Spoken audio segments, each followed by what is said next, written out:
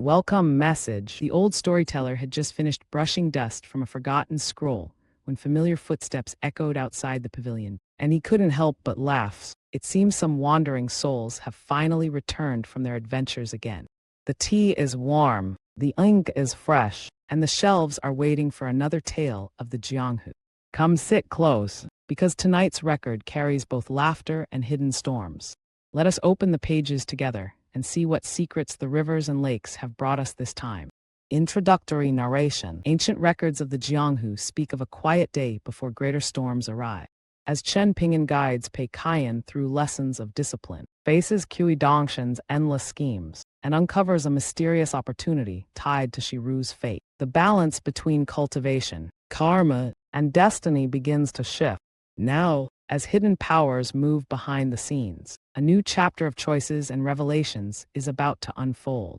Dawn spread across the county city like a pale blade drawn from its sheath. Chen Ping'an had only just completed his practice of the heaven and earth stance when a knock sounded at his door. When he opened it, he found Pei Qian standing outside with heavy eyelids, tangled hair, and a face drained of all spirit. She looked as though she had spent the entire night fighting ghosts in her dreams. Clearly, Cui Dongshan's so-called kind warning from the previous night had frightened the little girl far more deeply than she was willing to admit. Come inside and sleep for a while. Those simple words were like a decree of pardon. Pei Qian immediately climbed onto the bed, curled beneath the blankets, and fell asleep almost the instant her head touched the pillow. After carefully tucking her in, Chen Ping'an sat at the table and opened the alchemy book gifted to him by Earth Immortal Lu Yang of Green Goat Palace. On the surface, the scripture merely described the stages and principles of pill refinement, yet it had been written by a nascent tier Earth Immortal, and between its lines were hidden subtle insights into the great Tao.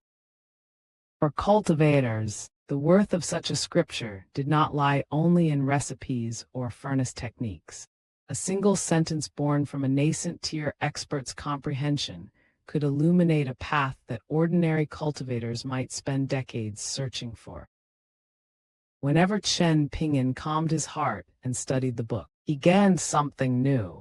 It was truly a scripture from which one could never open a page in vain. The inn itself was crude and unaccommodating. It served no meals, forcing every guest to search the streets for food, and both the innkeeper and the workers possessed tempers sharper than kitchen knives. When Chen Ping'an's group had first arrived, they had witnessed the inn staff quarreling fiercely with a band of merchants. Neither side bothered to conceal its disgust for the other. However, the presence of Cui Dongshan, Liu Beixiang, and Sui Yaobian changed the inn's attitude entirely. The staff became noticeably more courteous and even took the initiative to recommend several local delicacies. In the martial world, hospitality was rarely offered without calculation. Appearance, bearing, weapons, and invisible pressure could speak more loudly than silver. The innkeepers might have been rude, but they were not foolish enough to offend guests they could not see through. When Pei Qian finally woke, Chen Ping'an took her out for breakfast. After eating, they bought several additional portions for the others at the inn. Chen Ping'an did not return with her. Instead, he handed the food to Pei Qian and gave her a message to deliver. Bring these back to Cui Dongshan and the others. Tell them we'll remain in the county city for 2 more days. I'm going to walk around by myself. The moment Pei Qian heard that they would rest for 2 days, delight blossomed across her face. No traveling meant no dry, tedious 6-step walking meditation. To her, this was almost better than receiving treasure. While Chen Ping'an wandered through the county city alone, Pei Qian returned to the inn. Cui Dongshan, Wai Ziyan, and the others accepted the food and gathered together for breakfast. Cui Dongshan looked deeply moved, as if every bite carried the warmth of a master's affection. My master truly cares for his disciple. Where under heaven could anyone find another master as thoughtful and well-intentioned as Chen Ping'an? Pei Qian did not dare contradict him aloud. In her heart, however, She grumbled fiercely, looking out for him. What nonsense. Chen Ping'an clearly did not trust Cui Dongshan enough to leave him unwatched. After breakfast, Cui Dongshan appeared radiant. His eyes curved into a smile as he turned toward Pei Qian. Do you know how to play 5 in a row? Small wagers make games more entertaining. Why don't we gamble 1 copper coin per match? Pei Qian had played before. Liu Beixiang had taught her the simple rules, and she often borrowed his Go set before dragging Wei Ziyan into fierce matches. Their battles were far livelier than the quiet, solemn games of Go played by Liu Beixiang and Sui Yaobian. Every piece struck the board with a sharp crack, as though Pei Qian and Wei Ziyan were attempting to punch holes through it. Whenever Liu Beixiang witnessed such sacrilege, regret would cloud his face. Pei Qian won more often than she lost against Wei Ziyan, whose talent for Go was dreadful. Whenever she gained the advantage, she would taunt him without mercy. Whenever she fell behind, she immediately tried to retract her previous moves. Fortunately, Wei Ziyan cared little about victory and even less about proper game etiquette. Yet when Cui Dongshan proposed gambling, Pei Qian shook her head with unusual seriousness. She was greedy, but she was not stupid. Cui Dongshan had once asked Liu Beixiang to teach him Go. 5 in a row was vastly simpler, with almost no threshold of entry. Pei Qian had no confidence that she could defeat him. After all, how many people beneath the heavens could be as stubborn and foolish at board games as Old Man Wei? Cui Dongshan chuckled, the sound carrying the unmistakable fragrance of a trap. We are fellow disciples of Chen Ping'an. Naturally, we cannot damage our relationship over a little board game. How about this? The person who loses receives the copper coin. Pei Qian's eyes instantly shone. Lose a game and win a copper coin. Could such a magnificent bargain truly exist in this cruel world? Cui Dongshan had understood her weakness perfectly. He did not challenge her desire to win. He inverted the reward until losing itself became tempting. It was no longer merely a board game, but a contest between calculation and greed. Liu Beixiang brought his Go set into Pei Qian's room. Thus began a disastrous match between 2 fellow disciples who had not yet decided which of them possessed seniority. Calling it 5 in a row was generous. To Liu Beixiang, it was closer to a public desecration of his treasured Go set. As though bound by an unspoken agreement, the 4 martial artists from the Lotus Flower, Blessed Land stood together and watched the battle. Pei Qian scattered her pieces randomly, deliberately placing each one as far from the others as possible. Cui Dongshan behaved much the same. At times, he placed a piece beside hers. At other times, his stones appeared in the north, south, east, and west. Gradually, faint traces of elementary Go formations emerged among the apparent chaos. From the shape of the board, Pei Qian seemed far more likely to lose. Yet as black and white stones occupied more territory and the empty spaces steadily vanished, Pei Qian made a horrifying discovery. The fuller the board became, the easier it was for her pieces to connect. By the time the entire board had become a tangled battlefield of crisscrossing black and white, she could form 5 in a row almost anywhere. Pei Qian had won. And because victory meant paying a copper coin, her triumph tasted more bitter than defeat. Regret surged through Pei Qian so violently that she nearly wished to swallow the entire Go board. If the board disappeared into her stomach, perhaps every move upon it could be considered retracted. However, when she stole a glance at Cui Dongshan, who sat leisurely cracking roasted seeds between his teeth, she immediately abandoned any thought of cheating. Cui Dongshan cast a sideways glance at the board and released a long, sympathetic sigh. Ah, I lost by only a single move. It appears my gambling fortune is slightly better than yours. Shall we play another round? If one Go board is too small for you to display your full ability, we can add a second, a third, or even a fourth. For every extra board, we increase the wager by 1 copper coin. The moment I win, I will pay you. You may continue adding boards until you finally lose and earn money. That is perfectly fair, isn't it? Pei Qian hesitated. The offer was poisonous, but the copper coins glittered too brightly in her imagination. But 2 go boards won't fit on the table. Cui Dongshan pointed toward the floor without the slightest hesitation. Then we'll play on the floor. What is there to fear? If we need even more boards, we can continue into the corridor. The more boards there are, the more copper coins you can win. My memory is only average, but yours is excellent.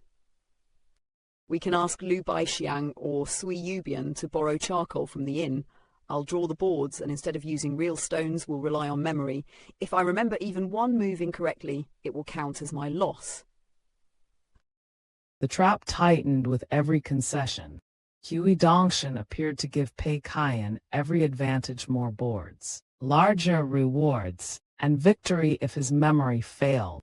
Yet each advantage merely pushed the contest deeper into the domain he wished to test.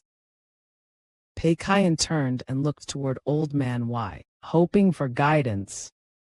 Y Zion likely felt that deliberately pursuing defeat instead of victory was far too brainless to witness. Without saying a word, he turned and walked away. Zhu Lion rolled his eyes and followed him out. Unexpectedly, the 2 true Go masters from the Lotus Flower blessed land remained. Lu Baixiang went to borrow charcoal, while Sui Yaobian stood nearby with an indifferent expression. It was difficult to imagine that 2 people of their stature possessed enough patience to watch Chen Ping'an's disciples squat on the floor and engage in such nonsense.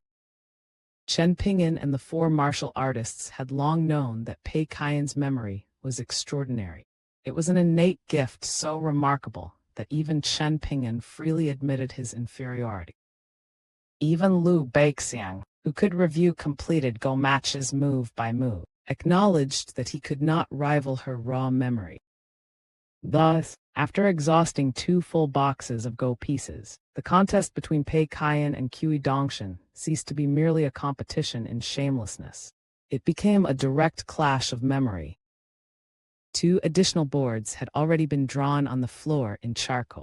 Yet whenever Pei Qian refused to add another, the shrinking space inevitably caused her to form 5 in a row and defeat Cui Dongshan.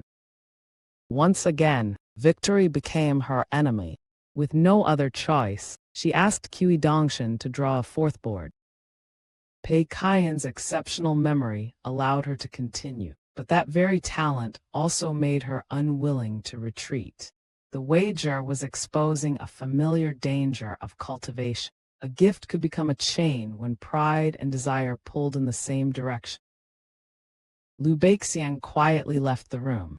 Sui Yaobian followed soon afterward. Outside in the corridor, Sui Yaobian finally spoke. Were you able to determine his skill level? Lu Baixiang shook his head. 5 in a row is too simple. Even if Pei Qian adds another 10 boards, she will not force him to reveal his true ability. This was the real reason the 2 Go masters had remained. Beneath the childish wager, they were observing Cui Dongshan.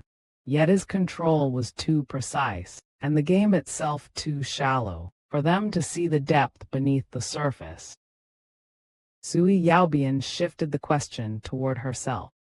If you stopped holding back and played with your full strength, how great would the difference between us be? Lu Baixiang smiled, answering without false modesty. To be completely honest, you may not be skilled enough to make me use any clever plays. In Go, clever plays were ingenious moves used when opponents were evenly matched, or when one side needed to reverse an unfavorable position, seize the initiative, and capture enemy stones. Lu Baixiang's meaning was mercilessly simple. Against Sui Yaobian, he would not need inspiration, risk, or brilliance.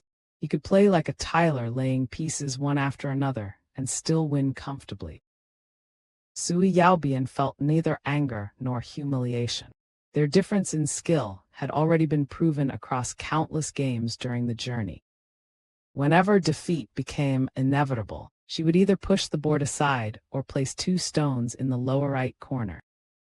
True Go masters rarely spoke the words, "I admit defeat." Pushing away the board or placing 2 stones in that corner conveyed the same meaning in silence. Though Cui Yaobian possessed a fiercely competitive nature, she regarded Go as no more than a minor diversion. Victory or defeat on a wooden board could never shake her far more important sword Dao. Her response revealed the distinction between pride and conviction.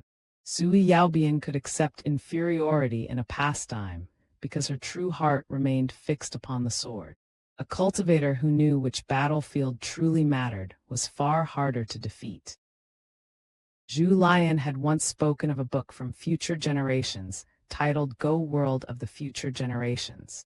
According to its records, the greatest Go masters of the Lotus Flower, Blessed Land, regarded Liu Beixiang with immense admiration. Across nations, generations, and schools, scholars endlessly disputed who deserved the title of greatest player in history. Yet whenever the top 3 were named, Liu Beixiang invariably occupied one of those seats. The other 2 were Go Saint Wang Jiyuan and a mysterious man surnamed Huang, who was later confirmed to be an otherworldly immortal. Huang was also the ancestor who rejuvenated the Lake Mountain faction of Pine Song Nation, making him a senior of Yu Zhenyi. Relying upon his sect's immense influence, his unmatched reputation, and his peerless Go ability, Huang abolished the initial position system. Under that ancient system, every match began with 2 black stones and 2 white stones already placed at fixed positions upon the board. Its abolition became a watershed in the Go world of the Lotus Flower, Blessed Land. From that moment, the ancient Go faction and the new Go faction stood on opposite banks of the same river. Wang Jiyuan was born 60 years after Huang. By then, Huang had already vanished in his 70s, so the 2 legendary masters never sat opposite each other at the same board. Future grandmasters argued endlessly about the relative depths of these 3 players. Liu Beixiang was acknowledged as the pinnacle of the ancient style, while Wang Jiyuan was hailed as the supreme master of the new style. Wang Jiyuan was also profoundly skilled in numerous set formation.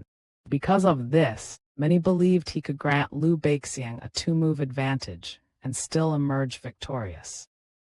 To those supporters, Liu Beixiang did not deserve to stand as Wang Jiyuan's equal. Yet scholars who had deeply studied the surviving manuals of ancient Go offered the opposite judgment.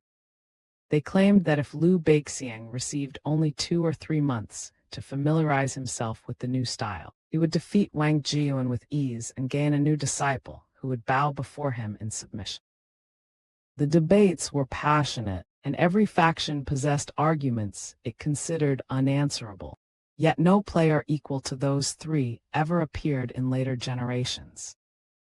Without another grandmaster capable of reaching the same summit, no one could offer a judgment convincing enough to silence the world. Perhaps that was why the argument endured. Legends who never crossed paths could not settle their differences upon the board, leaving later generations to wage the battle with ink, pride, and imagination. The mystery of who stood highest among Liu Beixiang, Wang Jiyuan, and Huang was therefore destined to remain unresolved. After a brief silence in the corridor, Cui Yaobian spoke once more. Don't lose to that person. Liu Beixiang's smile remained faint and composed. We'll wait and see. It was a quiet answer, but one carrying the weight of a challenge. Cui Dongshan had hidden his depth behind a childish game. Liu Beixiang had answered with patience. Should those 2 ever meet across a true Go board, the contest would no longer concern copper coins. It would become a clash between 2 minds accustomed to controlling entire worlds. Inside Pei Qian's room, the atmosphere was heavier than the eve of a great battle. Cui Dongshan squatted comfortably on the floor, cracking roasted seeds between his teeth, while Pei Qian stood nearby with her face twisted in grief, tears already gathering at the corners of her eyes. She was about to lose 6 copper coins. To a wealthy cultivator, 6 copper coins were lighter than dust. To Pei Qian, however, every coin carried the weight of hardship. This was not merely a gambling loss, it was a blade cutting directly into her miserly little heart. We still have plenty of charcoal, and victory hasn't been decided yet. Why don't we draw another go board? You can wager big and win big. Pei Qian raised an arm and wiped away her tears. Then, as though drawing a treasure from the depths of her soul, she pulled the scented pouch Aunt Gui had given her from inside her sleeve. The scented pouch had long since become her money pouch. With trembling fingers, she reached inside and took out 7 copper coins, 7 coins earned through blood, sweat, and tears. She clenched them tightly in her palm, hesitating again and again. At last, she rose and gently placed the coins on the table, as if laying down 7 pieces of her own flesh. Pei Qian looked at Cui Dongshan with the most pitiful expression she could muster. Perhaps this immortal would suddenly discover his conscience. Perhaps he would wave his sleeve magnanimously and leave without taking her money. But Cui Dongshan merely chuckled. He strode to the table, swept all 7 copper coins into his hand, turned around, and prepared to leave. Remember to return the go set to Liu Baixiang and wipe the go boards off the floor. If Chen Ping'an finds out we gambled, he'll scold me fiercely, and he'll make you copy texts until your arm falls off. As for these copper coins, you should be gracious in defeat and accept your loss. Chen Ping'an certainly won't help you get them back. With both hands folded behind his head, Cui Dongshan swaggered out of the room like a victorious general returning from war. What a wonderful day. Now that I've made some money, it's time to buy a stick of tanghulu. Pei Qian remained beside the table and began to cry in earnest. Her shoulders shook, her face crumpled, and the sorrow in her heart seemed deep enough to drown the entire room. Suddenly, Cui Dongshan retraced his steps. He walked backwards, leaned his body away from the doorway, and poked his head into the room with a brilliant smile. Pei Qian, I'm going to learn Go from Liu Baixiang, aren't I?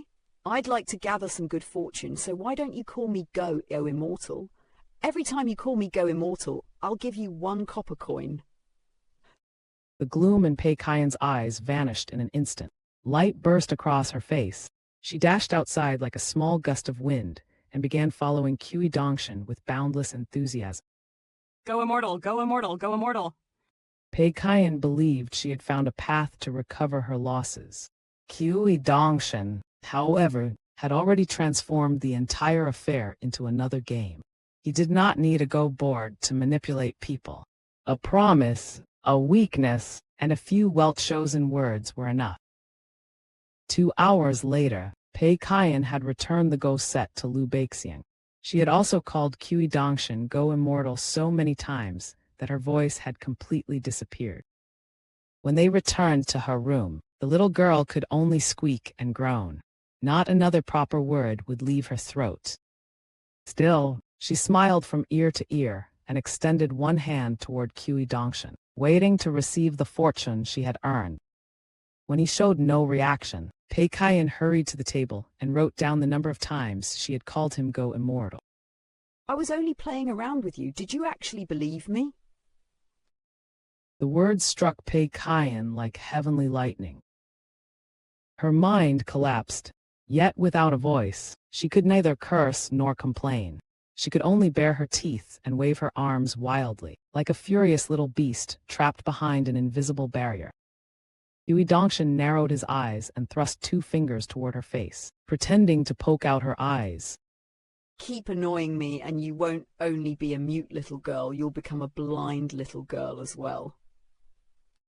No matter how angry Master becomes, he can't possibly beat his own disciple to death, can he? But your life would become quite miserable. Once you're blind, what would you have left to look forward to? Do you understand? He rose and began stumbling around the room with his arms stretched forward, pretending that he could no longer see. Pei Qian's expression turned darker than the bottom of a cold well. She pursed her lips, yet did not dare raise her hiking pole and strike this bastard to death. Despair continued to rise inside her. At last, the anger drained from her face, leaving only numbness. She dropped onto the edge of the bed, her heart reduced to dead ashes, while tears poured down like rain. Then Cui Dongshan reached into his sleeve and produced an object shaped like a large silver ingot. With a casual flick, he tossed it toward Pei Qian. Since you've been fairly tactful, I'll let you play with this for a few days. If everything goes smoothly when I learn Go, I might become generous enough to let you keep it. But remember, whenever I play Go with Liu Baixiang, you must return it to me first. The moment Pei Qian caught the heavy silver ingot, a smile tore through her tears. The world was bright again. Cui Dongshan left the room once more. Pei Qian placed the large silver ingot on the table and admired it from every possible angle. No matter how long she stared, she could not grow tired of its dazzling form. She had already begun plotting how to make the treasure hers forever when her eyes suddenly widened. The so-called silver ingot began to squirm. Its shining body twisted and changed until it transformed into a snow-white grasshopper. With a single leap, it shot through the open window and vanished from sight. Pei Qian froze. When her senses finally returned, she scrambled through the window and jumped into the courtyard. She searched the overgrown underbrush, the bases of the walls, and every crack between the stones. For more than an hour, she crawled through the courtyard like a treasure hunter who had lost the only map to salvation. In the end, she even clawed at the soil with her bare hands. Yet the silver ingot that had become an insect was nowhere to be found. Completely exhausted, Pei Qian sat dazedly on the ground. Her expression was empty, and this time, she no longer possessed even the strength to cry. Cui Dongshan's cruelty appeared childish, yet it was never without purpose. He repeatedly struck Pei Qian's greed, trust, temper, and attachment to wealth. Whether this was teaching or torment depended entirely on where one stood, and Cui Dongshan always preferred to stand where no one could clearly judge him. After wandering around the scholarly temple, Chen Ping'an returned to the inn. The first thing he saw was Pei Qian's thin, dejected figure sitting motionlessly in the courtyard. He called out to her several times, but received no answer. With no other option, Chen Ping'an climbed through the window and jumped outside. Pei Qian stiffly turned her head. The instant she saw him, she lowered her gaze and clutched the hem of her clothes. Chen Ping'an sighed. He returned to his room, went directly to find Cui Dongshan, and soon came back to the window. Regarding those 7 copper coins, you can win them back if you're capable enough. If you can't, then admit defeat and accept your loss. You're allowed to play with the bug silver for a few days, but whenever Cui Dongshan asks for it back, you must return it. Though grief still covered her face, Pei Qian hurriedly rose, climbed through the window, and entered the room. She stretched out both hands and carefully accepted the bug silver, which had once again taken the form of a silver ingot. Before she could celebrate, Chen Ping'an seized her by the ear and dragged her to the table. You're quite impressive now, aren't you? You even know how to gamble with other people? Pei Qian trembled beside the table, fear filling her eyes. Yet even then, her fingers remained locked tightly around the bug silver. Since you enjoy gambling so much, why don't we take your treasure box out of the bamboo bookcase? You're quite wealthy now. You can gamble with Cui Dongshan many more times. Should I bring it out for you, or will you do it yourself? Pei Qian shook her head with all her strength, panic spreading across her small face. Chen Ping'an struck the table with his palm. Go and get your treasure box. From now on, you can carry it yourself. Pei Qian spun around furiously. For once, she neither cried nor begged for mercy. Defiance hardened her expression. She refused to look at Chen Ping'an, and she refused to obey. Saying this, Chen Ping'an's anger rose even higher. Pei Qian gritted her teeth. Then, with all the force in her thin arm, she hurled the silver ingot out of the window. Her action was not truly a rejection of treasure. It was a child's desperate attempt to prove that the object was not more important than her place beside Chen Ping'an. Yet because neither of them voiced what they truly feared, affection turned into confrontation. Chen Ping'an entered the neighboring room, opened his bamboo bookcase, and removed Pei Qian's treasure box. Returning to her room, he tossed it onto the table before walking back to his own quarters. He had barely taken one sip of medicinal wine when Pei Qian shot into his room like a bolt of lightning. Before Chen Ping'an could react, she stuffed the treasure box back inside his bamboo bookcase. Then she fled just as swiftly as she had arrived. Chen Ping'an removed the treasure box once again and walked next door. This time, however, Pei Qian had locked her door. Fury surged through him. For a moment, he wanted to kick the door open and throw both Pei Qian and her treasure box out of the. But he merely stood outside the door in silence. Inside the locked room, Pei Qian pressed her back against the wooden door, as though using her entire body to keep the world outside. Her thin arms rose, and the backs of her hands covered her small, tanned face. Chen Ping'an's anger came from fear rather than disgust. He knew greed and gambling could become cracks in a person's heart, and cracks left unattended could one day swallow an entire life. Yet Pei Qian only understood that the person she trusted most was trying to cast away her treasure, and perhaps cast away her with it. High above them, on the roof of the inn, the young boy in white lay on his back with his head resting on his folded arms. Cui Dongshan, the architect of the entire disaster, wore the faintest hint of a smile. Elsewhere in the inn, Liu Beixiang sat within his room, entirely absorbed in a collection of Go manuals. The manuals were derived from the renowned 10 games in the iridescent clouds, a legendary series of matches famous throughout the majestic world. Some scholars had devoted themselves to dissecting the formations beneath the iridescent clouds. Others had examined every exquisite move played throughout those 10 games. It was said that these manuals had nurtured countless Go experts in the cultivation world. In the lotus flower-blessed land, Liu Beixiang's Go skill had been peerless.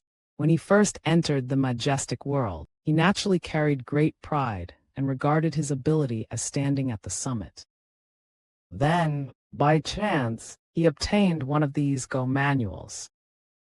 Only then did he truly understand the saying, "Above one heaven lay another's heaven, and beyond one capable person stood someone even greater." For Liu Beixiang, this discovery was not humiliation. It was liberation. A man who believes he has reached the summit can only look downward. A man who finally sees a higher mountain can begin climbing again. The deeper Liu Beixiang studied, the more clearly he perceived the terrifying profundity of the two players. The city lord of White Emperor City was said to respectfully allow the world to move first.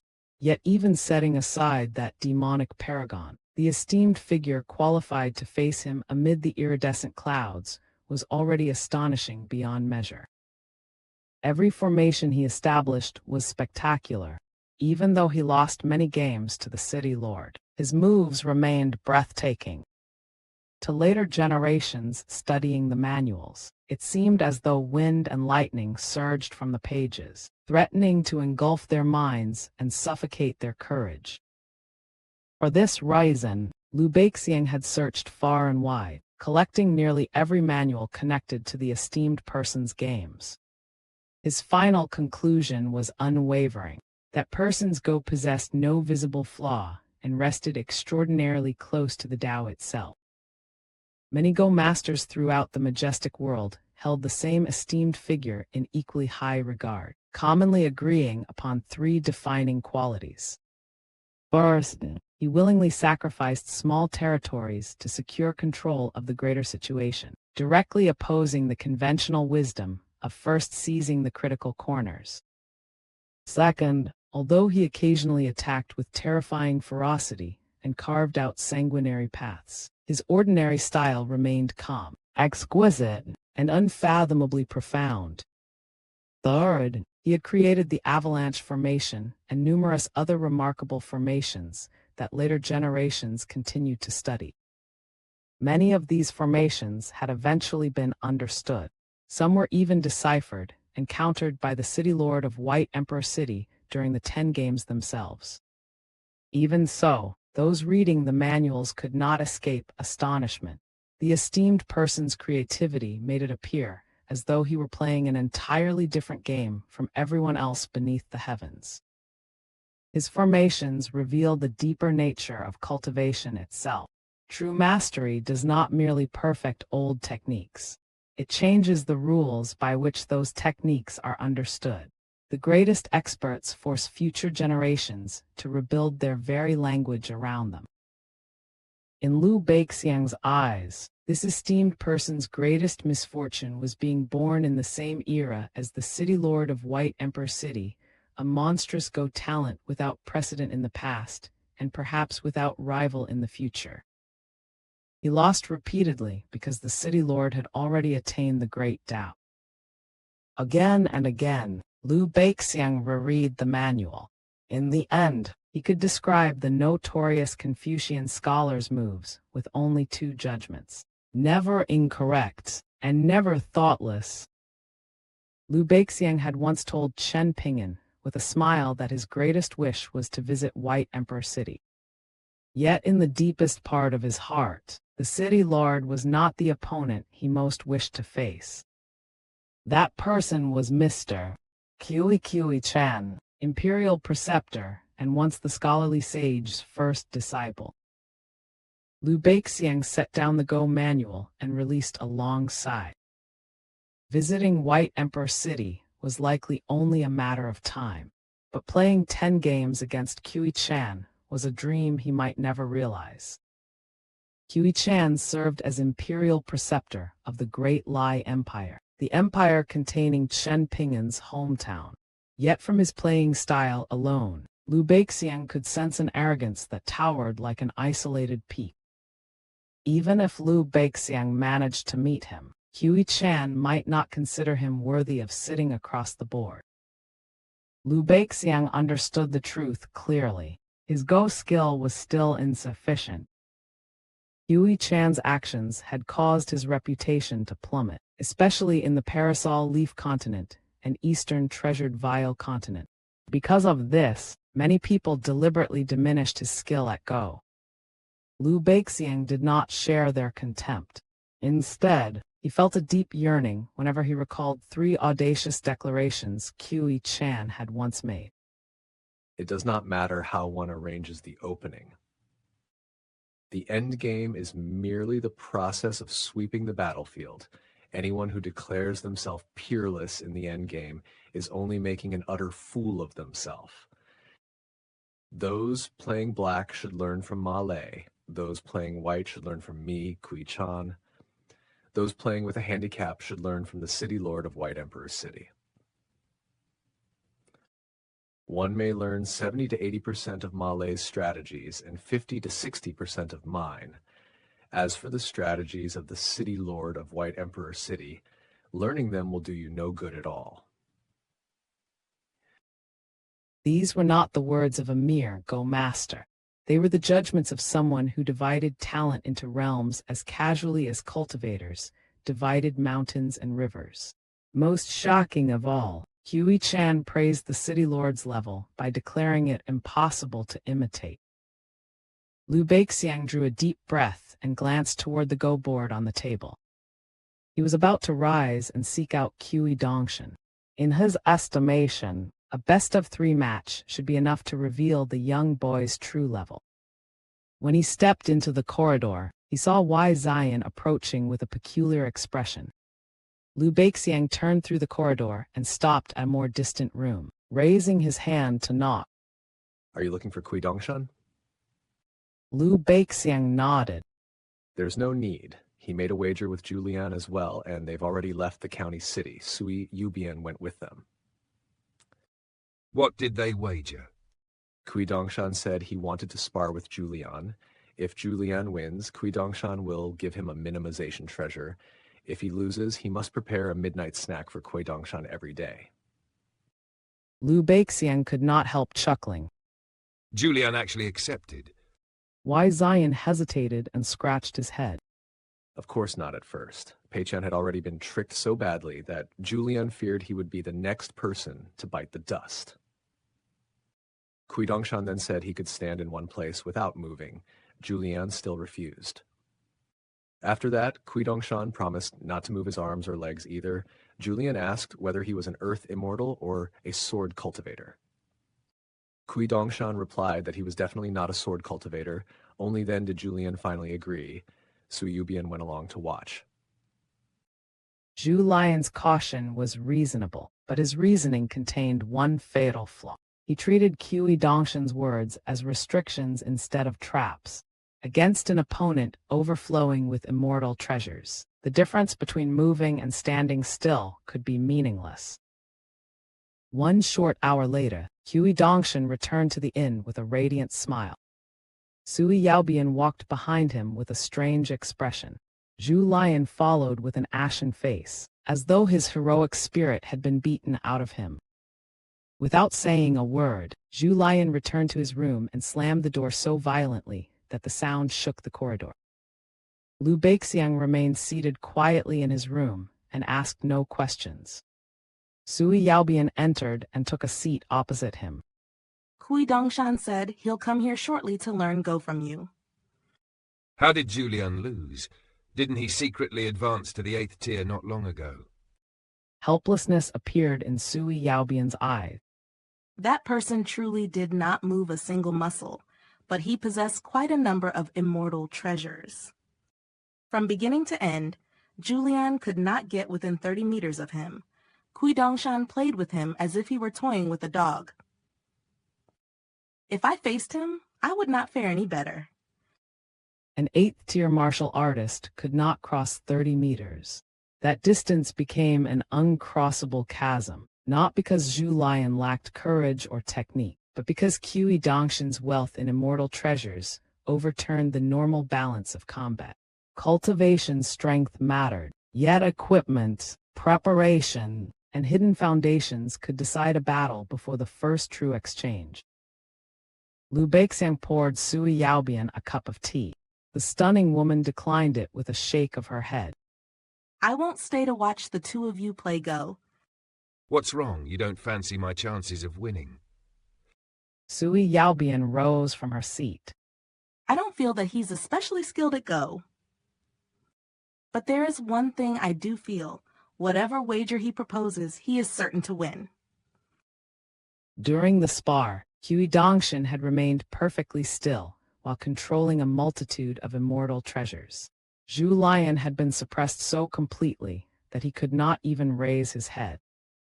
Worse still, Cui Dongshan had encouraged him and cheered for him throughout the entire ordeal, as though Zhu Lion's desperate struggle were merely entertainment. At the end, disappointment had spread across Cui Dongshan's face. You truly are a useless ant. You're only worthy of serving as a cook for my master. His next words had nearly caused Sui Yaobian to draw her sword. Cui Dongshan had glanced sideways at her and declared that she was slightly better than Zhu Lion. After all, she was beautiful, so perhaps his master would face the right side whenever he slept at night. The insult carried an additional bar. The characters of Sui Yaobian's name also meant the right side. Cui Dongshan did more than defeat his opponents. He attacked pride, dignity, and composure after victory was already secured.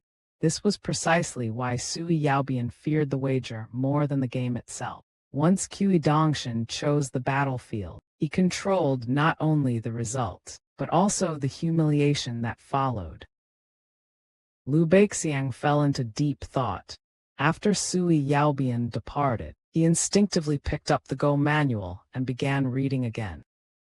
Before long, the young boy in white swaggered into the room, still snacking on the roasted seeds he had tricked from Pei Qian. Cui Dongshan did not immediately sit.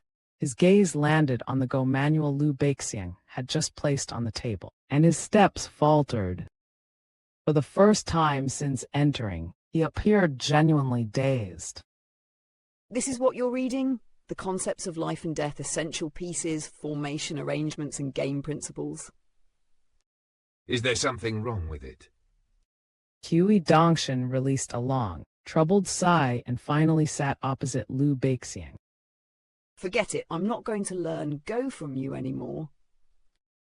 Liu Beixiang's brows drew together. He pinched a Go stone between two fingers, the black or white piece suddenly seeming like the beginning of an unseen confrontation. And why is that?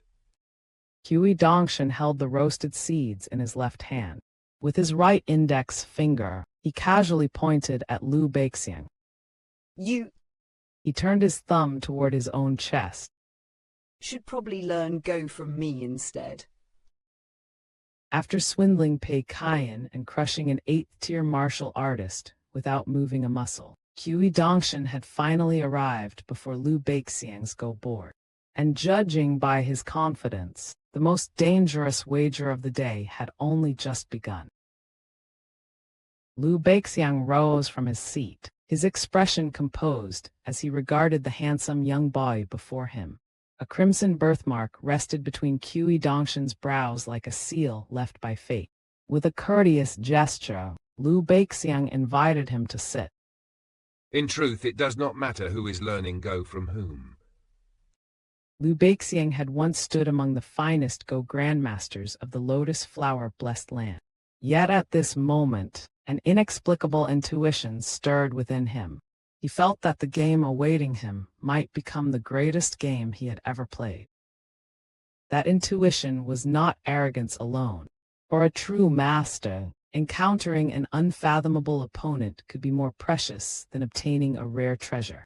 Victory might bring reputation, but defeat at the hands of a superior player could shatter an old boundary and reveal an entirely new world. Cui Dongshan dropped into the chair with no trace of a grandmaster's decorum. One foot rested upon the seat, his body folded forward, and his chin settled lazily against his knee. Across from him, Liu Beixiang sat upright, refined and steady. The two men appeared as different as drifting cloud and rooted pine. Cui Dongshan extended one hand and slowly traced a finger along the side of the Go box. You have not had your rank determined yet, have you? Liu Beixiang could not help chuckling. He had never imagined that the day would come when someone would speak of his Go skills with such casual contempt. Yet this small provocation was nowhere near enough to disturb his state of mind. I have only recently arrived in this world, so I truly have not determined my rank. Cui Dongshan nodded as though explaining the simplest rule to a novice. According to the customs of the mortal world, a new player may first play 3 games against a 9th rank Go official. The official gives 3 handicap moves in the first game, 2 in the second, and 1 in the third. Winning or losing those games does not affect the final appraisal. They are merely an act of guidance and benevolence. Liu Beixiang, your fortune is far greater than your skill at Go. The insult was spoken lightly, but it struck precisely at a grandmaster's pride. Cui Dongshan was not merely measuring Liu Beixiang's technique. He was testing whether the man could endure having his lifelong mastery reduced to ordinary skill. In truth, the 3 introductory games were only ceremonial. A newcomer's actual rank would be decided through matches against 4th rank or 5th rank players. Cui Dongshan suddenly lifted his head. The laziness in his posture remained, but his words fell with absolute certainty. You probably believe that you are about to play the finest game of your life. Let me tell you now, that feeling is mistaken. I know you will not accept that, so let us reverse the order. I will begin by giving you 1 handicap move, then 2, then 3. That way, you will gain a clear understanding of your own level. As for whether we begin with an empty board or with stones already placed, you may choose. Liu Beixiang shook his head without hesitation. There is no need for a handicap. Even if I lose, I will still be able to recognize the distance between our skills. Cui Dongshan pointed directly at him, amusement gleaming in his eyes. I like that fearless and blind confidence of yours. Very well. I suppose you would refuse to play if I insisted on giving you a handicap. We will begin with an empty board, and there is no need to guess stones. You may take black and play first. Allowing Liu Beixiang to take black appeared generous, but it also placed the initiative and the burden of proving himself entirely in his hands. Cui Dongshan had seized control of the game before the first stone even touched the board. How many compensation points should be awarded to white? In Go, white receives compensation for moving second, balancing the advantage granted by black's opening move, an advantage commonly valued at roughly 5 to 7 points by the end of a game. The smile vanished from Cui Dongshan's face, replaced by open impatience. We will decide that later. Liu Beixiang did not argue. The Go box beside him happened to contain the black stones, so he reached inside, pinched one between his fingers, and made the opening moves. Cui Dongshan calmly allowed him to establish a renowned formation recorded in the iridescent cloud Go manual. Black's first, third, and fifth stones occupied the corners. The seventh reinforced one corner, while the ninth formed a diagonal connection. The formation appeared impenetrable. Beneath its stability lurked a restrained killing intent, like dark clouds gathering before roaring wind and lashing rain. Yet Cui Dongshan remained entirely unmoved.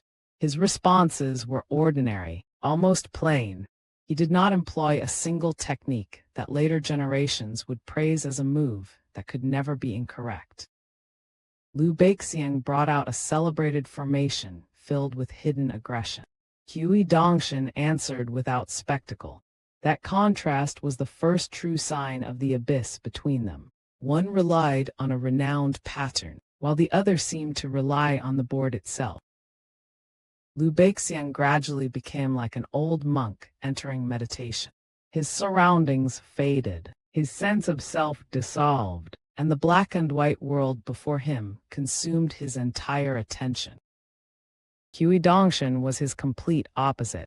He placed stones casually and talked without end, as though he were not facing a grandmaster but teaching an inexperienced student. Starting with stones already placed is actually more entertaining. The current preference for an empty board has its merits, of course. It makes the board seem larger. But when a player lacks skill, he wastes every impressive formation during the opening. He appears powerful and claims vast territory, only for the middle game to expose everything. Then comes one incorrect move after another. Watching it is like seeing an old farmer scoop filth from a cesspit, wild dogs biting people without reason, or someone digging for loaches in a foul-smelling gutter. It is unbearably dull. Any spectator would fall asleep. Without pausing for Liu Beixiang to respond, Cui Dongshan continued. When people criticize the ancient system of fixed opening positions, they often the early game is unimportant, and that Go becomes interesting only in the middle game when both sides begin fighting for territory. That view is also incorrect to a certain degree. Cui Dongshan placed another white stone, his tone still lazy.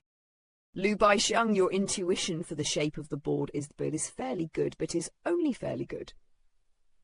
As for your understanding of Go principles, it is like Sui Yubian's undergarment. Forget touching it. You have never even seen it, have you? The relentless chatter was not proof that Cui Dongshan lacked focus.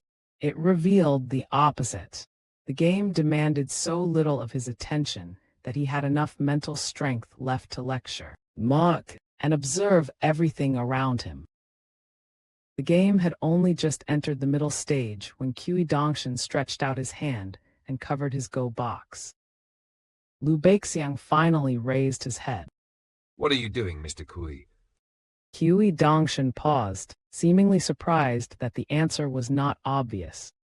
Can you not see that you have already lost? At most, another 30 moves are needed. He lifted his hand away from the box. Very well, let's continue.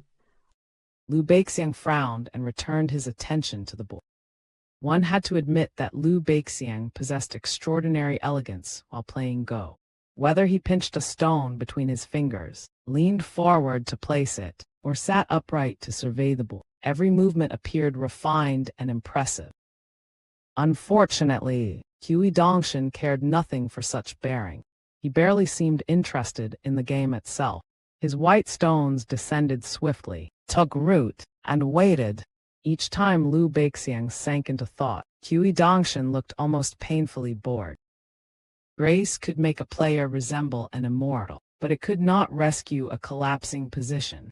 On this board, refinement was only appearance. Understanding was the blade that decided life and death. Perhaps that boredom was precisely why Cui Dongshan continued talking.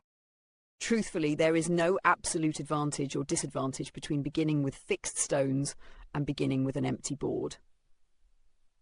Many Go players are arguing about this now. To speak bluntly, they debate because their understanding of Go is shallow and narrow. Moreover, beyond the 10 games of iridescent clouds, there should have been an 11th game. And its board would not have been an ordinary 19 by 19 board. Such a board would have been far too small. Liu Beixiang's entire body tightened. For a long while, he remained motionless, silently examining the position before him. The board was not especially complicated. Cui Dongshan had used no overwhelming offensive technique, no brilliant exchange, and none of the vicious methods known as demon saber techniques. He had simply played half a game in a calm and unhurried manner, as though he had known the conclusion from the beginning and had been patiently waiting for Liu Beixiang to recognize it. This was more crushing than defeat beneath a dazzling combination. Liu Beixiang had not been slain by a miraculous strike. He had been guided, step by step, into a position where resistance had quietly become meaningless. Heavy emotions settled over Liu Beixiang's heart. At last, he placed 2 black stones in the lower right corner of the board, formally admitting defeat. Cui Dongshan yawned. Now that is more like it. What did I tell you? There was no need to discuss compensation points for white. For the next game, shall I begin by giving you 1 handicap move? Liu Beixiang's voice had become solemn. Mr. Cui, how about giving me 2 handicap moves? Cui Dongshan burst into laughter. He who understands the situation is a wise man, not bad. You are finally worthy of receiving my guidance for 1 game. Liu Beixiang smiled bitterly, but offered no reply.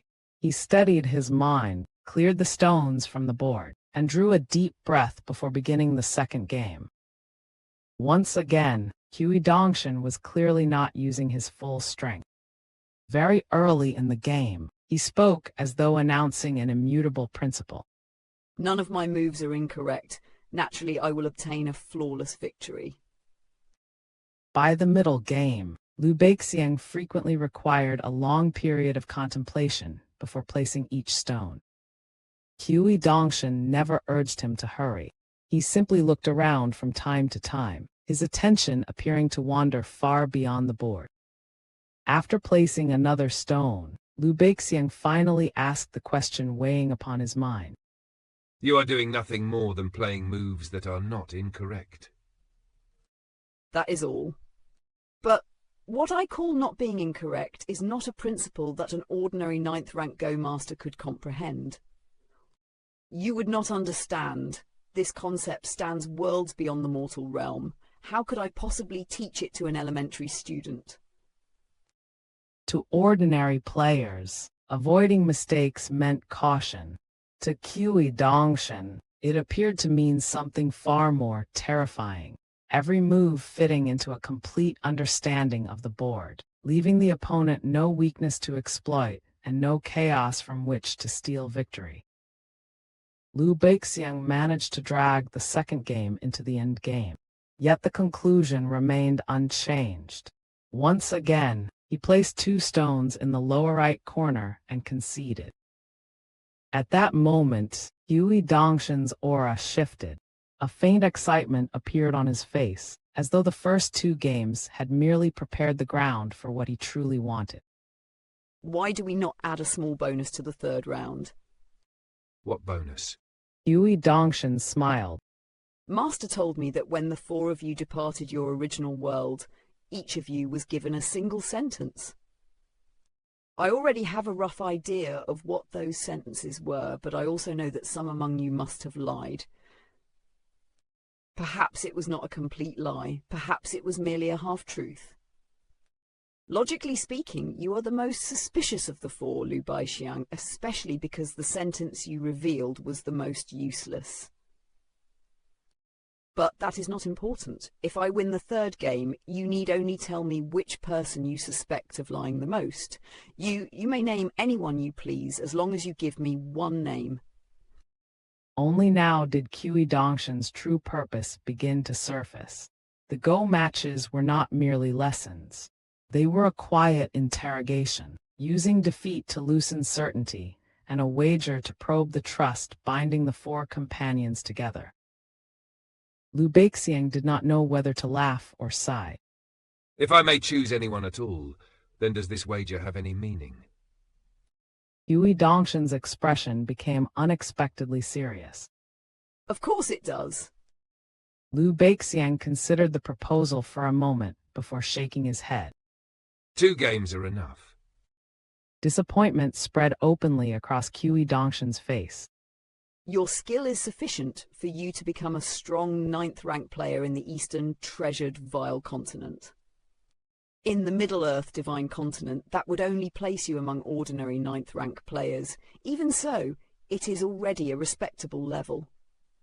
Study a few more manuals and learn several additional moves, and you may even make a name for yourself in the Go world of the Middle-earth Divine Continent, where grandmasters are as numerous as clouds. You truly refuse to play, even if I give you 3 handicap moves? Cui Dongshan's appraisal placed the power balance into brutal perspective. Liu Baixiang had once stood near the summit of his former world. Yet in the broader majestic world, that summit was only the beginning of another mountain path. Liu Baixiang hesitated, curiosity finally overcoming his restraint.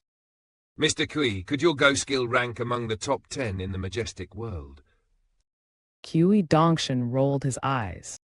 Go is merely a minor Dao. What does it matter even if I am among the top 10? Certain upper 5-tier cultivators from the School of Naturalists and the School of Foretellers possess extraordinary Go skills. But so what? When facing cultivators at the same cultivation base, are they not still beaten until they are covered in bruises? His words revealed a ruthless truth of the cultivation world. Strategy could refine the mind, and Go could reflect the laws of conflict. But when life and death arrived, cultivation's strength remained the final authority. A fervent light appeared in Liu Baixiang's eyes. May I ask how great the difference is between your skill and that of the city lord of White Emperor City? Cui Dongshan pondered for a moment before answering with a strange comparison. There is a Malay playing black between us. Liu Baixiang slowly regained his calm. A faint smile returned to his face. If you give me 3 handicap moves and still lose, what will happen? Cui Dongshan pointed toward the iridescent cloud Go manual. Then I will eat that book. Liu Baixiang treated the declaration as a joke. Yet another question had already risen within him. Then how great is the difference between your Go skill and that of Imperial Preceptor Pei Qian of the Great Li Empire? Cui Dongshan turned his gaze toward Liu Baixiang, but gave no answer. That silence carried more weight than any boast. Cui Dongshan had mocked grandmasters, dismissed top 10 rankings, and spoken freely of White Emperor City. Yet the name Pei Qian alone caused his tongue to still. Forgive my disrespect. Cui Dongshan rose from his chair. How do you feel after losing 2 games? Liu Baixiang stood as well and answered with complete sincerity. I learned a great deal. Although I lost, I still feel honored by the defeat. Cui Dongshan bobbed his head from side to side, his face filled with disdain. Do you possess the right to utter that final sentence? Cui Dongshan departed, leaving Liu Beixiang alone with the blackened white battlefield. Liu Beixiang slowly sat down again. Without complaint and without wounded pride, he began reviewing the two games move by move. That response revealed why Liu Beixiang remained worthy of respect. His confidence had been broken, but his desire to learn had not. A lesser man would have blamed the handicap, the rules, or the opponent's arrogance. Liu Beixiang instead searched the ruins of his defeat for a path forward. Meanwhile, Cui Dongshan walked through the corridor, his earlier playfulness fading into quiet calculation. Pei Qian is quite a dangerous individual. But almost immediately, he chuckled at himself. Even so, what does it matter? The casual remark cast a longer shadow than either match. Cui Dongshan had used Liu Beixiang as the most suspicious bait, yet the person who truly occupied his thoughts was Wei Zion. Whatever danger he had perceived, he believed himself capable of facing it or simply refused to fear it. Then Cui Dongshan suddenly burst into laughter. The weight of calculation vanished from his face as quickly as it had appeared. He strode to Sui Yaobian's room and knocked upon the door. Big Sister Sui, are you inside? I have already finished learning Go from Liu Beixiang. Why do I not learn sword techniques from you as well? After returning Pei Qian's treasure box to the bamboo bookcase, Chen Ping'an left the inn alone. He had no urgent destination and no one accompanying him. He simply wandered through the county city, allowing its streets, voices, and springtime customs to unfold before him.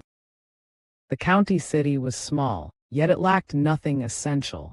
There was a scholarly temple honoring the sages, a martial sage temple guarding martial fortune, a county office, a private school, and rows of shops and roadside stalls where ordinary people bought everything needed to sustain an ordinary life. Uneven paths were still softened by mud.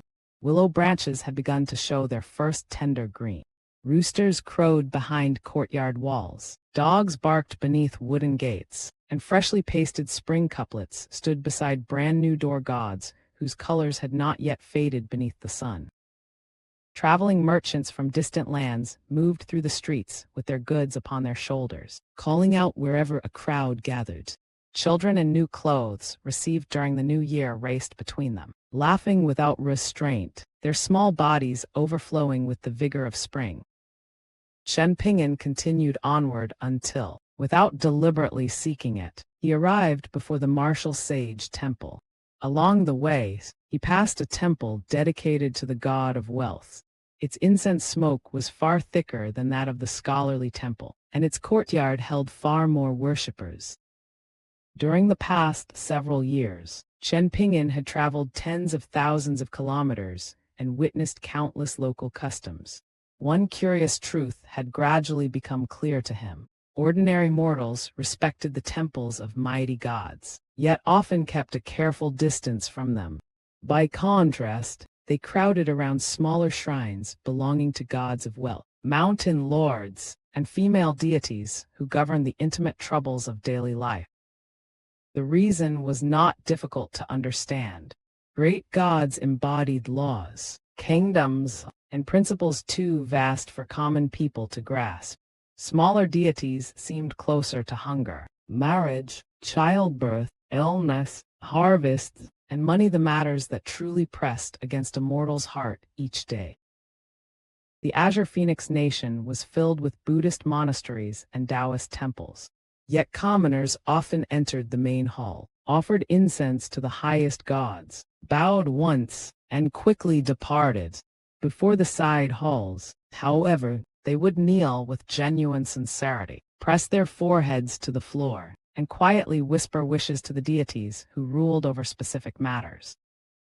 Chen Ping'an entered the martial sage temple. Only a handful of worshippers were present, and the vast silence made the incense smoke appear even thinner. Within the main hall stood a painted clay statue of a martial general. Its expression was ferocious, its posture imposing, and one hand gripped a steel truncheon, as though it might strike down evil the moment the command was given. The temple attendant did not come out to greet him. Chen Ping'an was now a fifth-tier martial artist, although the wounds he carried had not fully healed. That lingering damage was both burden and opportunity. His incomplete recovery restrained the strength he could display, yet it also forced every strand of power, every breath, and every movement to become more precise.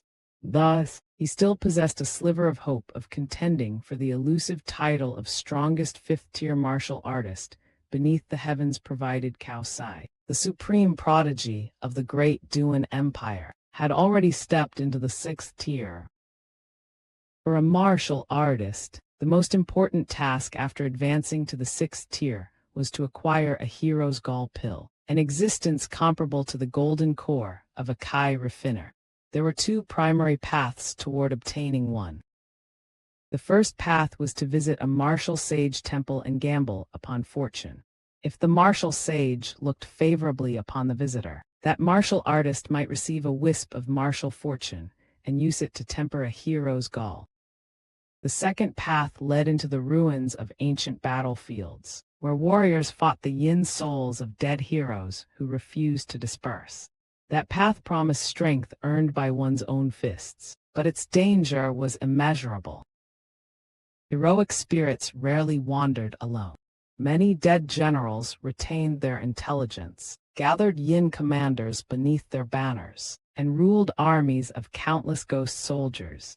To challenge one was not to duel a single opponent. It was to charge into an army that had already died once, and therefore no longer feared death. An immortal book Chen Ping'an had purchased at Stalactite Mountain described one enormous battlefield ruin in the Middle Earth divine continent. Within it dwelled a heroic spirit whose cultivation rivaled a 12th-tier Kai refiner. That spirit also controlled the battlefield itself, much like a militarian sage commanding the flow of war. Within its territory, its true combat power was said to approach that of a legendary Ascension-tier cultivator. Beneath its command stood several 100,000 yin soldiers and numerous yin generals. The ruin was not merely a graveyard. It was a dead kingdom whose military order had survived the destruction of flesh.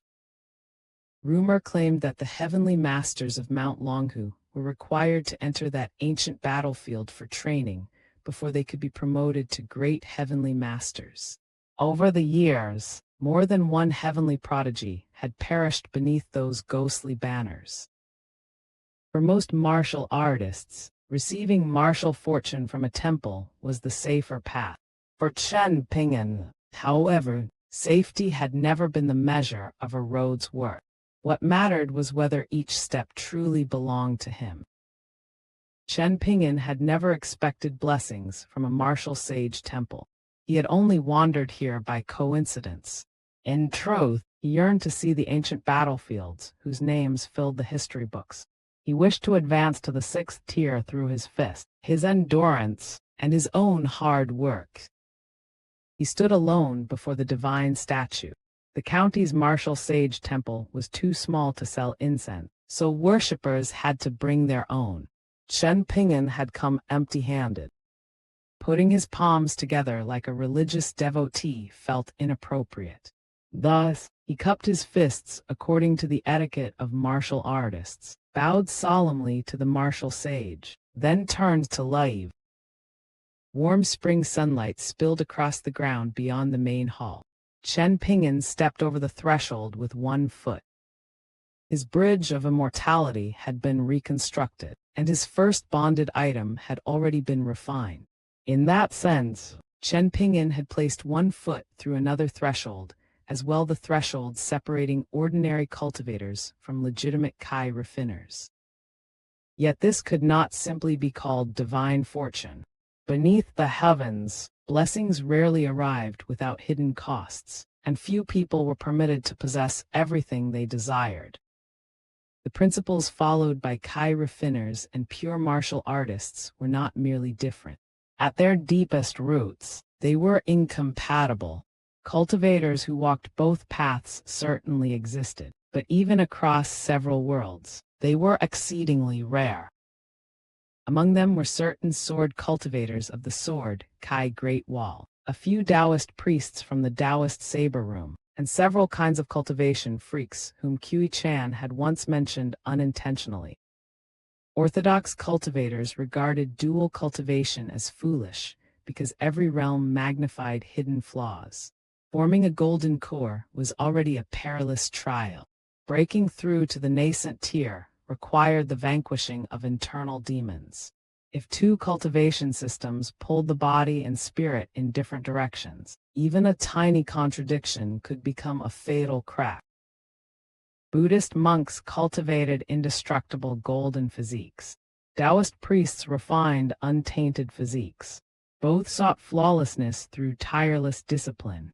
Pure martial artists pursued something even more direct: absolute purity of body, intent, and fist. To walk two roads at once was to invite pain and trouble. One could easily fail to reach the summit of either path, and instead use one's own ambition to construct a ceiling over one's future. Chen Ping'an's reconstructed bridge of immortality was therefore not a simple reward. It was the beginning of a dangerous contradiction, one that might forge an unprecedented foundation, or one day tear his cultivation apart from within. Just as Chen Ping'an was about to carry his right foot across the threshold, spiritual energy rippled behind him. A mellow, dignified voice rolled through the hall. Please wait a moment, esteemed immortal. Chen Ping'an withdrew his foot, turned around, and returned to the main hall. Golden light shimmered across the painted clay statue. A middle-aged general clad in golden armor stepped out from within it, his divine aura restrained but unmistakable. The martial sage who governed this region of the Azure Phoenix Nation cupped his fists toward Chen Ping'an, smiling with genuine gratitude.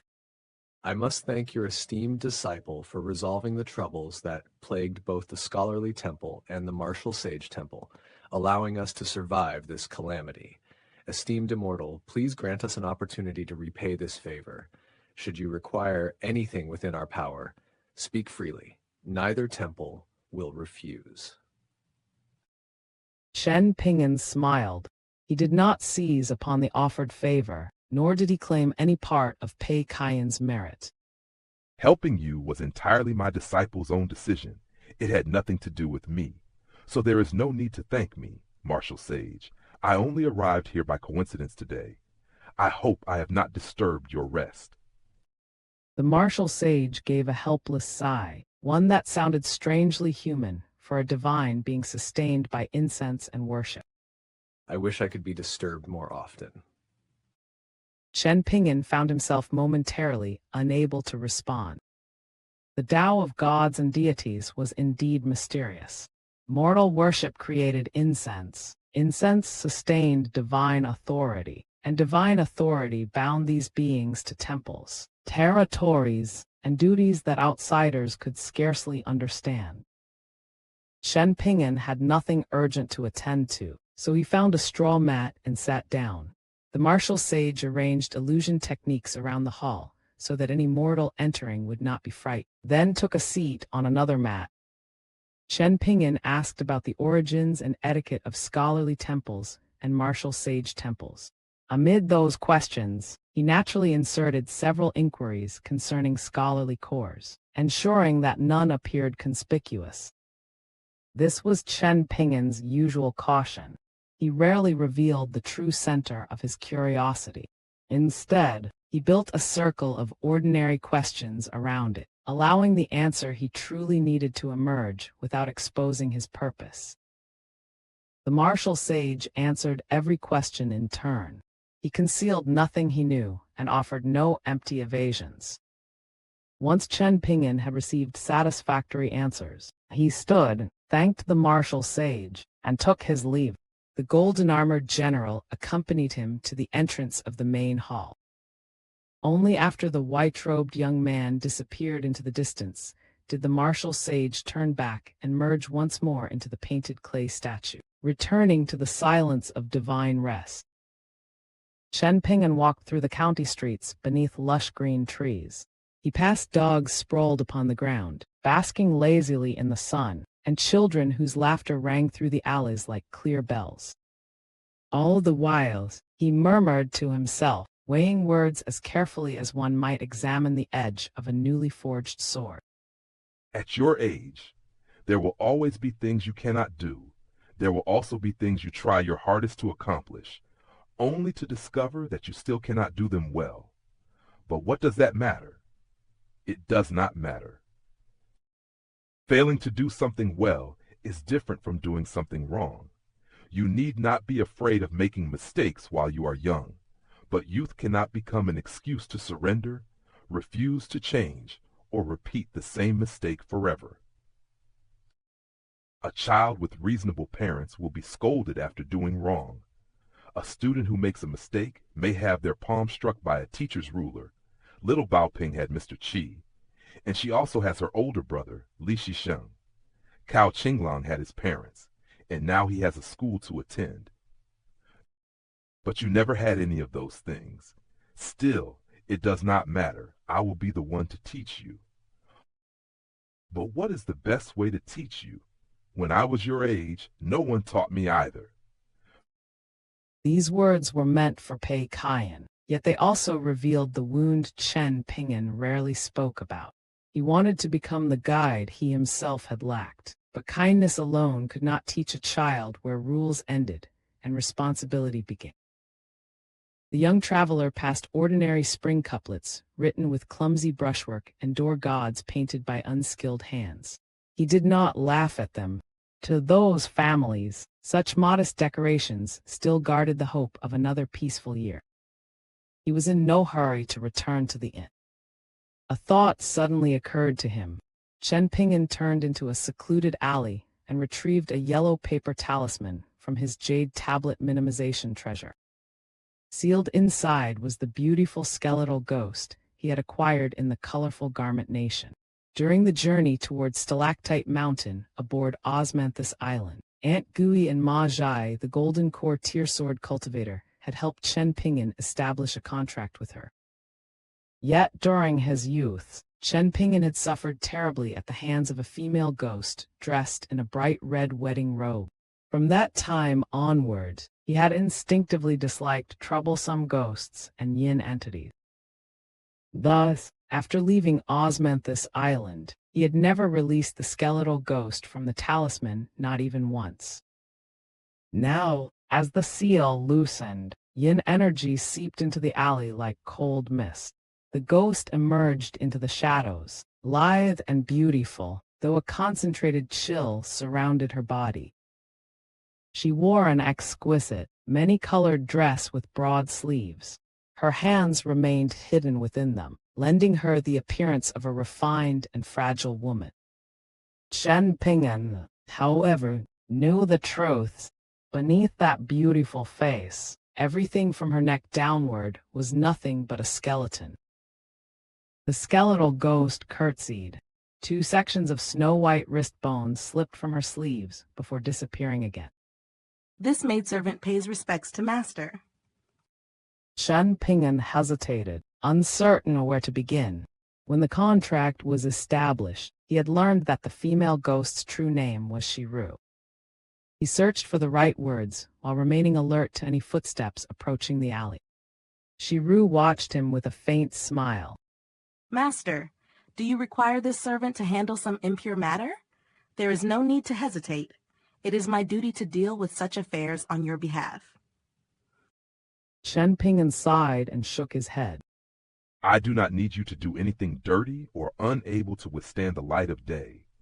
You are a woman, so I wish to ask about something in which you might have more experience. Shi Rou narrowed her eyes. Amusement curved her lips, but no warmth entered her gaze. Oh, dare I ask whether this concerns the intimate affairs between men and women? She extended one skeletal arm from her sleeve and covered her mouth as she chuckled. Who would have imagined that Master possessed such an unusual preference? This is truly a blessing for your maidservant. Chen Ping'an ignored the barbs concealed beneath her words and answered with exasperation. Would it kill you to wait until I finish speaking? I wanted to ask whether you ever married, gave birth, or raised children while you were alive. Do you understand how rules should be established for children and younger members of a household? Shi Rou froze. Of all the questions she had expected from a new master, this was not among them. In the past, when her soul had been imprisoned inside a picture scroll, the old immortal who controlled her had ordered her to assist in sinister and malicious deeds. She had violated her conscience many times, committing revolting acts because resistance might have caused the souls of her sisters to shatter and disperse. Even submission had not saved them all.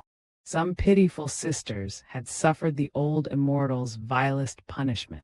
Through an extraordinarily sinister technique, their souls were lit like candles, transformed into wicks that burned slowly while unbearable agony consumed them. Among all those imprisoned women, only Shi Rou had dared to oppose him. Her cold mockery was not merely malice. It was armor forged during years of enslavement. Every master she had known demanded blood, deception, or humiliation. Chen Ping'an's question about raising a child struck her as stranger than any wicked command. Now she had gained a new master, yet everything seemed entirely different. Shi Rou quietly released the tension in her chest and shook her head. My apologies, Master. I never married while I was alive, and I understand very little about the matters you describe. Chen Ping'an nodded. Without another word, he summoned Shi Rou back into the yellow paper talisman and returned it to his jade tablet minimization treasure. Shi Rou's expression remained dumbfounded as darkness swallowed her, and the talisman prison closed once more. That was all. Irritation and regret rose within her. Had she known he would dismiss her so quickly, she might have invented some convincing nonsense, merely to remain outside a little longer. How long had she been imprisoned in darkness? How many years had passed since she last saw the living world? She would have willingly remained outside even if astral winds cut across her, like blades through flesh, and spring thunder rolled overhead like steel scraping against bone. Chen Ping'an had summoned Shi Rou only to seek advice for Pei Qian. Yet, without realizing it, he had also shown the ghost something more precious than freedom, a master who did not immediately demand evil from her. That small difference may prove far more powerful than any binding contract. Chen Ping'an left the alley and continued walking until he reached a residence with tightly closed doors. He sat upon its stone steps, wrapped his arms around his knees, and stared silently into the distance. A family of 3 passed before him. The child was innocent and carefree, untouched by the worries surrounding the adults. His mother's eyes were rimmed red, as though anger and grievance had been gathering behind them for some time. The father carried a long, thin strip of meat wrapped in oil paper. He smiled apologetically and tried to soothe his wife, but each word seemed only to deepen her resentment.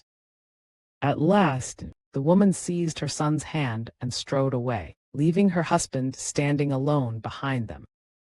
The man bent forward slightly, exhaustion pressing down upon his shoulders. He had just accompanied his wife to visit her family. Her 2 other brothers-in-law were respectable men, one an official in the local government, the other a teacher at private schools belonging to wealthy households. Pei, however, was merely a farmer.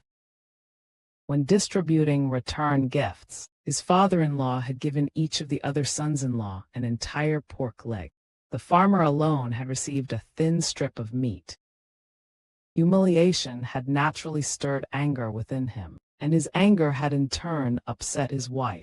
Yet how could he quarrel with her before their young son? Beneath the resentment, he could not escape one bitter conclusion. Perhaps all of this had begun with his own lack of ability. No sword had been drawn, no cultivation pressure released, and no blood spilled. Yet this was another kind of battlefield, one where poverty, comparison, pride, and family affection wounded people by 1,000 invisible cuts. The farmer sighed. Then he noticed the unfamiliar young man sitting upon the steps nearby. Almost instinctively, he straightened his back and offered Chen Ping'an a smile, unwilling to let a stranger witness the full measure of his defeat. Only then did he hurry after his wife and son, who were already disappearing farther down the street. Chen Ping'an watched them leave. He understood how such small grievances could slowly exhaust a person. Though he and the farmer had never exchanged a word, they shared a language born from hardship. Chen Ping'an had grown up poor in Clay Vase Alley. He knew the humiliations, compromises, and quiet endurance demanded from those standing on the lowest rungs of society. He imagined that, as the young boy grew older, he would gradually begin to understand the pain carried by his parents. Perhaps the child would study harder. Perhaps he would smile less. Perhaps he would discover that the father he once admired was, in the eyes of others, a somewhat pitiful man. Perhaps he would even begin to disdain his father, just as his mother seemed to do in that wounded moment. But another future was equally possible. Perhaps, on the road home, the boy would reach out and help his father carry that thin strip of meat. Perhaps that small gesture would soften the mother's anger. Perhaps the parents would reconcile, walk closer together, and feel that life, though difficult, was still worth continuing. Anything was possible. This ordinary family silently answered part of Chen Ping'an's question about teaching Pei Qian.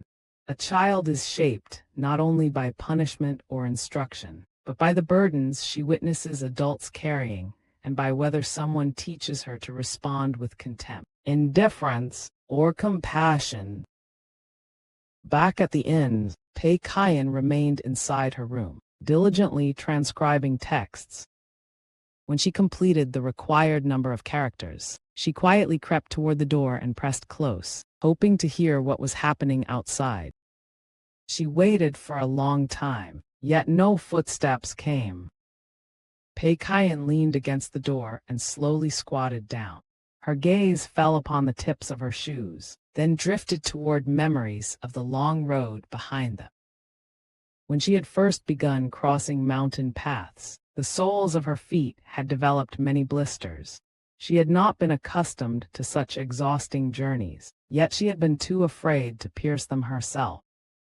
At that time, someone had crouched beside her and carefully popped each blister. Afterward, medicinal herb paste had been rubbed across her feet, and the pain had gradually faded. Pei Qian might not yet understand Chen Ping'an's rules, but she remembered every act of care. To a child who had survived by mistrust and cunning, those quiet moments were already changing the meaning of the word home. While Pei Qian stared blankly at her feet, a familiar voice suddenly came from outside the door. Have you finished transcribing the text for today? Pei Qian sprang to her feet, as though a taut bowstring had suddenly been released. Yep, I finished transcribing them. The footsteps outside gradually receded. Soon afterward, the neighboring door opened softly, then closed again. Chen Ping'an had spent the entire day searching for the right way to teach Pei Qian. Yet when he finally returned, he offered no grand lecture. He merely asked whether she had completed today's task. Perhaps true guidance does not begin with profound words, but with one rule kept, one promise honored, and one ordinary day repeated until it becomes character. Cui Dongshan arrived outside Sui Yaobian's room, carrying an offer that would have shaken the heart of almost any swordsman. He claimed he could raise her sword techniques, strengthen her sword intent, and perhaps even guide her sword Dao to an entirely new height, almost as if he were handing her an immortal sword billet without demanding a price. Yet the wooden door remained firmly shut. Cui Yaobian neither answered his temptation, nor showed the slightest intention of letting him enter. Her refusal was as steady as a sword embedded in stone. Cui Dongshan rubbed his chin. After considering the matter for a moment, he abandoned his first tactic and offered a different lure. Would you like to learn what a true sword immortal of the majestic world is supposed to look like? Still, there was no answer. Inside the room, Cui Yaobian sat alone with deep infatuation resting before her. In one hand, she held a small dragon-slaying platform no thicker than her palm, a fragment she had purchased from Chen Ping'an, and little more than leftovers from the so-called meals of 1st and 15th. Deep infatuation was already an immortal treasure forged by a cultivator, and its quality could still be raised. However, it was not a bonded flying sword born and nurtured within a sword cultivator's life force. It possessed no living bond with Cui Yaobian and could not cultivate itself. Chen Ping'an could simply toss a dragon-slaying platform to 1st and 15th and allow the two flying swords to devour its essence on their own. Cui Yaobian had no such convenience. Every trace of refinement demanded her time, concentration, and effort. That difference revealed the true divide between a bonded flying sword and an immortal treasure. One was a companion sharing its master's path. The other, regardless of its power, remained an object that had to be driven, sharpened, and awakened by human hands. The edge of deep infatuation slid across the dragon-slaying platform. Brilliant sparks erupted, scattering through the room in shifting colors like fragments of shattered stars. Cui Yaobian knew that dragon-slaying platforms were hailed as the finest sword whetstones beneath the heavens, though she did not understand the ancient reason behind that reputation. Yet with every stroke, the benefits became undeniable. Fine strands of sword kai gathered and dispersed across the blade, like clouds driven by an invisible wind. Exquisite patterns appeared for a heartbeat, agile and mysterious, before vanishing into the steel. Deep infatuation's radiance grew sharper, colder, and more intense. It no longer seemed as though Cui Yaobian were merely sharpening a sword. Each measured stroke also tempered the sword heart within her chest, a heart already bright, pure, and unclouded. For Cui Yaobian, the blade and the heart were beginning to reflect one another. Deep infatuation grew keener because of her resolve, while her resolve became purer through the sword. This was no ordinary weapon refinement. It was the first quiet reshaping of her future path. Outside the door, Cui Dongshan found her behavior increasingly strange. He had encountered dozens, perhaps hundreds of people consumed by a passion for swords. Their minds were usually simple. Praised kindly, they were sincere. Judged harshly, they were stubborn beyond reason. Whatever name one gave it, their hearts pointed in only one direction, the sword Dao. Yet after observing Cui Yaobian's daily cultivation, Cui Dongshan understood that her true pursuit was not merely superior swordsmanship. She was nurturing sword intent, something fundamentally different from the path followed by ordinary sword experts. Her ambition was clear. She intended to abandon the limitations of a pure martial artist, step onto the path of a Kai refiner, and ultimately become a first-rate sword immortal of the majestic world. This was not a minor adjustment in cultivation. It was an attempt to change the foundation beneath her feet. A martial artist forged the body and climbed through strength. A sword cultivator had to nurture Kai, intent, sword heart, and a bond with the Tao. Success might raise her beyond her former limits, but failure could leave her stranded between two paths. Cui Yaobian was also proud, direct, and naive enough to believe that the world should revolve around her convictions. With such a temperament, she should have seized Cui Dongshan's offer without hesitation. Her prolonged refusal therefore left him genuinely perplexed. For the moment, Cui Dongshan had no solution. Had the person behind the door been Zai Zai, he would already have kicked it open and delivered a proper slap as part of his so-called education. But Cui Yaobian had Chen Ping'an standing behind her. Even Cui Dongshan had to restrain his more exquisite teaching methods. Unable to force the matter, he turned and left. In truth, he possessed a secret that would almost certainly tempt Cui Yaobian into opening the door. However, he refused to reveal every trump card so early. Cui Dongshan's retreat was not surrender. It was the patience of a schemer unwilling to spend a priceless move merely to win a small exchange. With him, even generosity was measured like a stone placed upon a go board. After returning to his room and closing the door, Cui Dongshan stamped his foot against the floor. Divine authority trembled beneath and the local mountain lord was forcibly summoned before him. She was a shapely woman dressed in bold, vibrant garments, a surprisingly flamboyant appearance for a deity of such low rank. Cui Dongshan stood beside the bed, leaned backwards, and sprawled across the blankets. With a casual kick, he sent both boots tumbling away and ordered the mountain lord to massage his feet. The woman did not resist. She obediently crouched beside the bed and began kneading his feet with careful hands. Outside, heaven was cold and earth lay frozen. The 4 seasons turned without rest. Birth, aging, sickness, and death followed one another like links in an unbreakable chain. Such was the natural cycle endured by all living beings. Those who ingested Kai survived beyond ordinary limits. From this ancient pursuit came one of the origins of Kai raffiners, touching directly upon the deepest foundations of the great Tao. The sages had once taught that those who ate meat gained courage and boldness. Those who ate grain gained wisdom and shrewdness. Those who ingested Kai gained the lifespan of deities, and those who ingested nothing attained godhood before death. The first 3 teachings were easy enough to grasp. The final one was veiled in taboo. The Tao could not be carelessly revealed, and the implications were vast enough to shake the foundations of cultivation itself. It concerned the dead end awaiting pure martial artists. It also concerned the sages' determination to prevent later generations from tracing the true origins of gods and deities. Behind these cryptic sayings lay a brutal truth.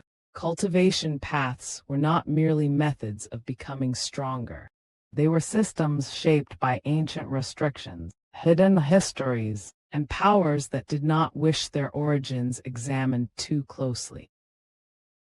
Cui Dongshan knew that the 10th tier of martial arts contained 3 smaller realms: the thriving Kai tier, the simplification tier, and the divinity tier. The great Lai Empire's song changing was most likely still standing at the thriving Kai tier. Lai however, had entered the end tier after song changing and had already advanced farther, reaching the simplification tier.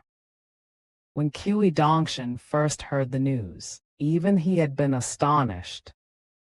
So astonished, in fact, that he had immediately sought out Yulu, who spent his days wandering without purpose beside Prince Gao Xuan of the great Sui nation, and pummeled the young man without offering a proper explanation. Yulu had been left battered and bruised. He did not dare fight back, and he likely remained utterly confused about why Cui Dongshan had suddenly decided to punish him.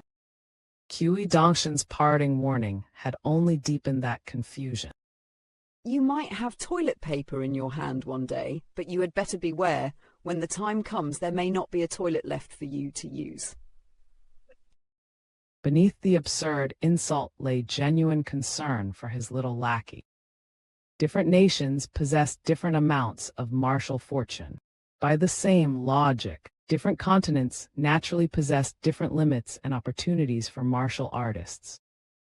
The Eastern treasured Vile continent was the smallest of the majestic world's continents, yet Song Changjing had already reached the end tier at a remarkably young age.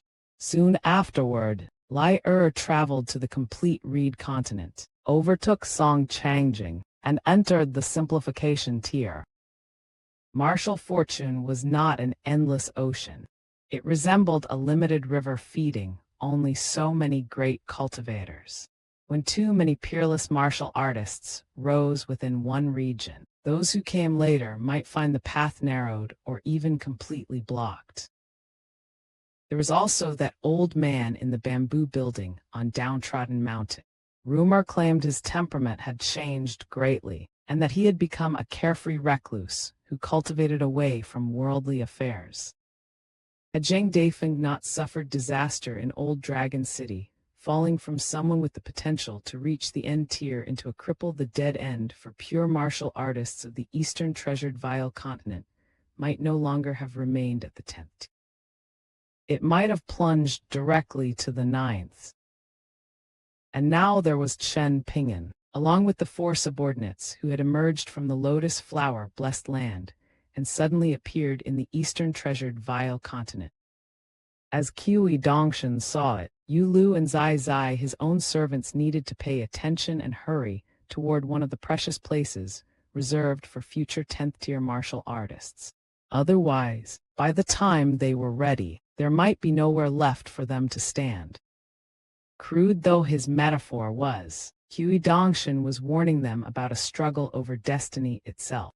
Talent alone could not guarantee ascension when the martial fortune of an entire continent was being divided among monsters.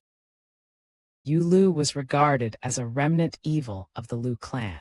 As the crown prince of the destroyed Lu Empire, such suspicion followed him naturally. Yet his martial cultivation continued to rise, and every step remained unusually stable. His talent was extraordinary, but talent alone was not the whole explanation. Before the Lu Empire fell, Yu Lu's father had descended into madness and transferred half of the empire's martial fortune to his son. That inheritance was both a blessing and a burden.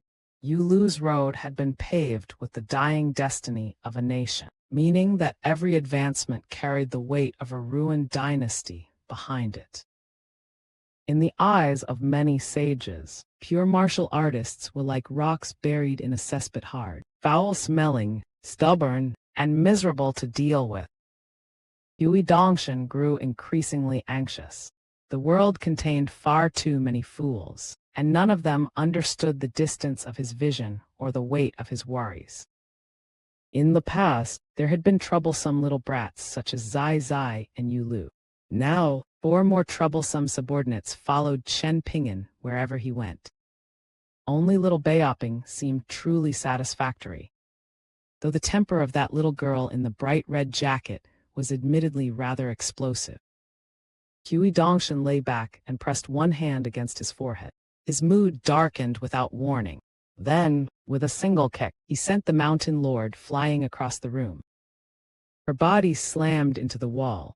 Yet however low her divine rank might have been, she remained a deity nourished by mortal incense. She suppressed the impact so completely that not even a loud crash disturbed the.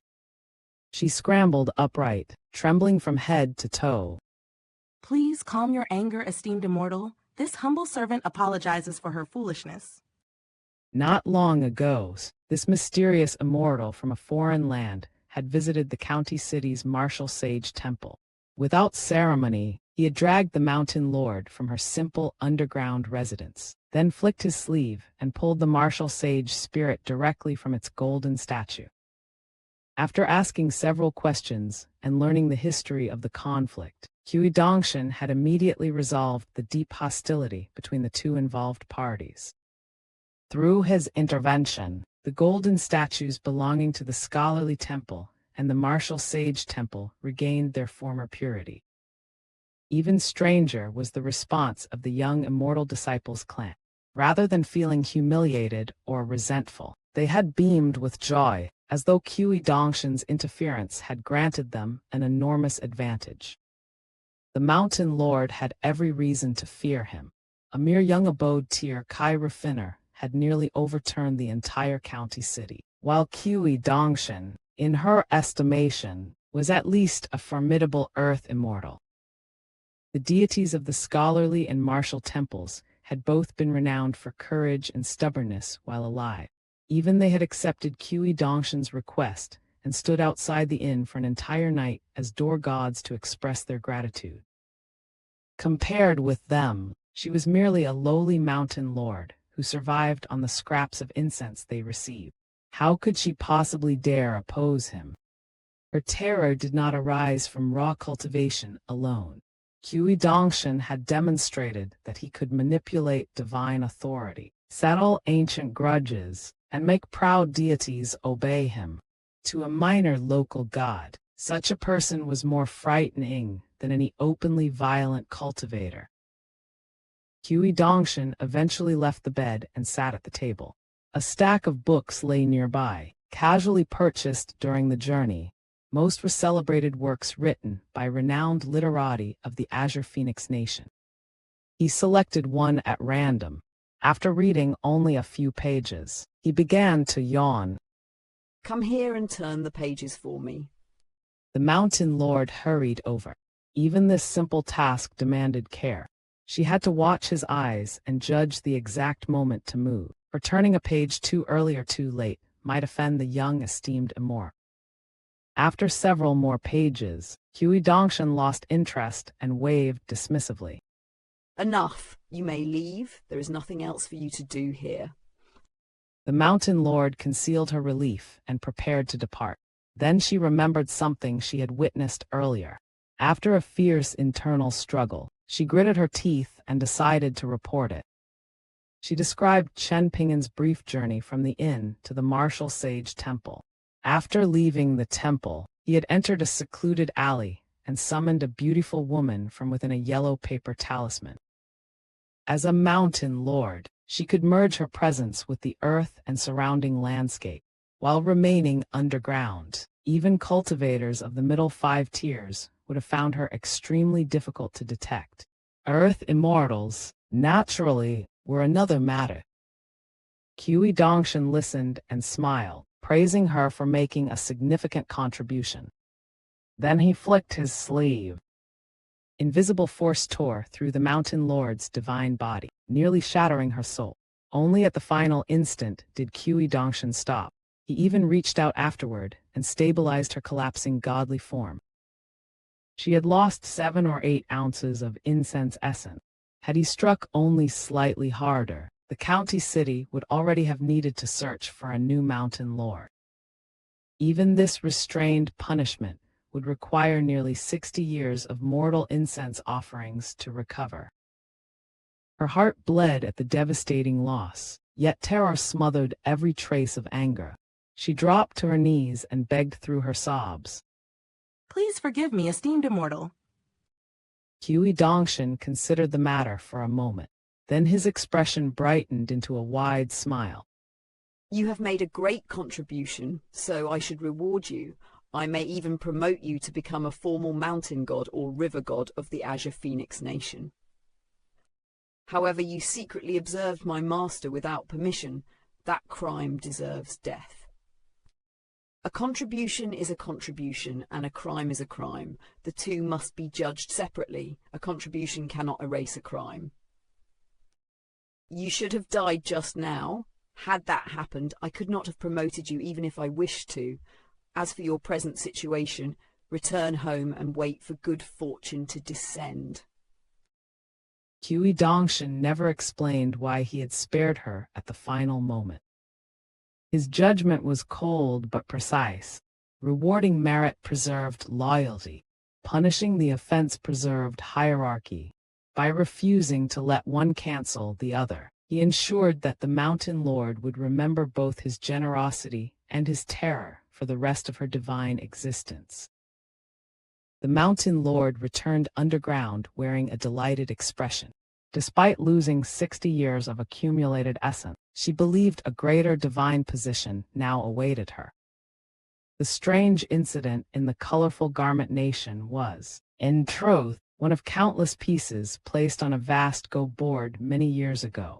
More precisely, it was a piece positioned by both Cui Dongshan and the man he had once been Pei Qian. The lecherous old cultivator, who enjoyed collecting beautiful female ghosts, had never been an especially important piece. Cui Dongshan had invested little time or effort in him. However, countless secret reports from spies had once flooded the great Lai Empire's capital like winter snow. Among them, one brief letter had attracted slightly more of Cui Dongshan's attention. The report contained only 20 or so characters and offered the barest account of the incident. The spy who wrote it had most likely considered the matter insignificant. In earlier days, such trivial curiosities served merely as entertainment for Imperial Preceptor Cui Qian. Most would have been sealed inside the great Lai Empire's secret chamber, buried beneath mountains of intelligence, and ignored for years. Yet boredom, curiosity, and his possession of countless secrets concerning the eastern treasured Vile continent had led Cui Qian to investigate. As a result, he dared to claim that he understood the origins of the beautiful skeletal ghost even better than her former master did. Old literati excelled at cutting phrases apart and extracting hidden meaning. Naturalists excelled at following tiny clues until buried truths were exposed. Imperial Preceptor Cui Qian had been terrifyingly skilled in both. A secret dismissed by everyone else had survived inside Cui Qian's memory for years. Now that Chen Ping'an possessed both Shi Rou and Du Mao's abandoned immortal body, two forgotten threads were finally drawing together. This was the moment when an old Go piece began revealing its true value. Cui Dongshan rose, left his room, and walked along the corridor until he reached Chen Ping'an's door. He lifted a hand and knocked. The door opened. Is something the matter? Cui Dongshan nodded with exaggerated vigor. I have an enormously important matter to discuss with you, Master. Chen Ping'an gave him a suspicious glance. Cui Dongshan's smile became faint and mysterious. Whether it succeeds will depend on your luck. Chen Ping'an immediately began closing the door. Cui Dongshan reacted instantly, thrusting both hands forward and forcing the wooden door to remain open.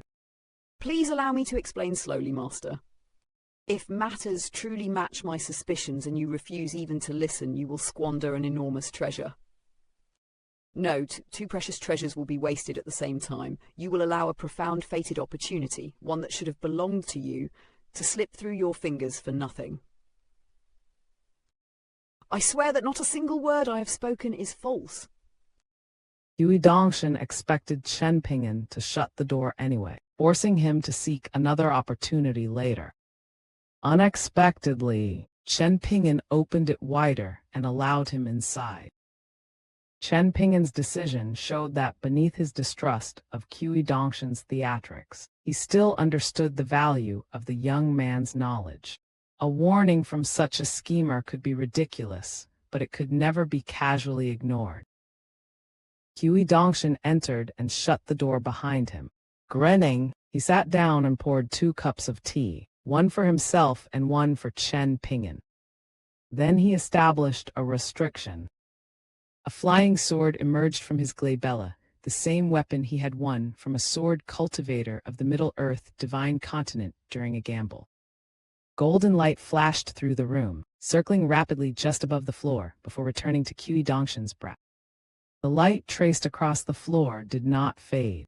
It remains like golden powder, outlining the mouth of a radiant well, sealing their conversation from outside eyes and ears. The female mountain lord of this place was remarkably bold. She actually dared to follow you during your visit to the martial sage temple. She witnessed matters she should never have seen. Worse still, she came to me afterward and dared to ask for a reward. Does she understand nothing about respecting heaven, earth, rulers, parents, and teachers? So you killed her? Cui Dongshan chuckled. Of course not. I merely explained several reasons and principles to her in a calm and friendly manner, reminding her not to repeat the mistake. The Mountain Lord was quite understanding. It was obvious that she took my teachings to heart. Because of that, I even granted her a small portion of fortune. One could say we formed a modest but positive karmic bond. Chen Ping'an exposed the lie without hesitation. Had you not needed to come here and speak with me, that mountain lord would probably have been erased from the genealogical records of the Azure Phoenix Nation by now. Cui Dongshan smiled sheepishly. Master, your impression of me is profoundly mistaken. Regardless of the time or circumstance, your disciple now treats everyone with kindness and respect. Chen Ping'an took a sip of tea. Right. Since you are already here, speak about the proper matter. Cui Dongshan drank from his own cup, moistening his throat. His playful expression faded slightly as he began weighing each word. Regarding that seemingly useless immortal body, if fortune favors you, there may be a way to resolve the matter that pleases everyone involved. Chen Ping'an's eyes widened in disbelief. Cui Dongshan, have you lost your mind? Forget for a moment whether that female ghost's bones are strong enough according to the standards of naturalists. Even if you ignore every important obstacle and focus only on the trivial details, nothing changes the fundamental problem. She is a female ghost, a woman, and that immortal body is the Yang Soul avatar left behind by Dumao. Cui Dongshan calmly rotated the teacup between his fingers. His expression did not change. Why are you worrying about those matters? Even if someone must be concerned, should that person not be the ghost herself? Is there any reason for you to worry on her behalf? Chen Ping'an froze. After considering the argument, he unexpectedly nodded. That makes sense. Cui Dongshan chuckled. You are not going to follow that with a but. The proposal sounded outrageous, yet Cui Dongshan had cut directly to the heart of the issue. Chen Ping'an possessed the body, but Shi Rou would be the one required to inhabit it. Her will, not his discomfort, would determine whether the opportunity could proceed. With a single thought, Chen Ping'an summoned a yellow paper talisman crafted from unusual materials. It materialized upon the table and fluttered softly in the still air. Chen Ping'an performed a relatively ordinary door-opening technique from the talismanic branch, unsealing the paper prison that served simultaneously as Shi Rou's home and cage. Shi Rou emerged atop the table. Her colorful garment spread across its surface like a pool of silk, and Cui Dongshan slowly raised his gaze toward her. She looked down and saw a handsome young boy bearing a birthmark upon his glabella. He spoke no words, yet the question in his eyes was unmistakable. Did she wish to die? Shi Rou knew nothing of his origins. She could not even determine the depth of his cultivation. Nevertheless, an instinctive terror surged from the very core of her ghostly being. She hurriedly floated down from the table and turned away, no longer daring to face the handsome young boy. Instead, she positioned herself before Chen Ping'an. Even then, she felt Cui Dongshan's gaze piercing through her back like an invisible sword. Shi Rou lowered her eyes. In a rare display, she arranged her expression into one of sincere gentleness and submission. This humble servant pays her respects to master. Cui Dongshan rose from his seat, smiling as he rubbed his hands together with barely concealed eagerness. Chen Ping'an gave him a single nod. The meaning was clear. Cui Dongshan could begin. A discarded Yang Soul avatar, a skeletal female ghost, and a secret preserved from Cui Chan's old investigations had finally converged in one sealed room. Whether this would become Shi Rou's rebirth or the beginning of an even stranger calamity now depended on the method Cui Dongshan was about to reveal.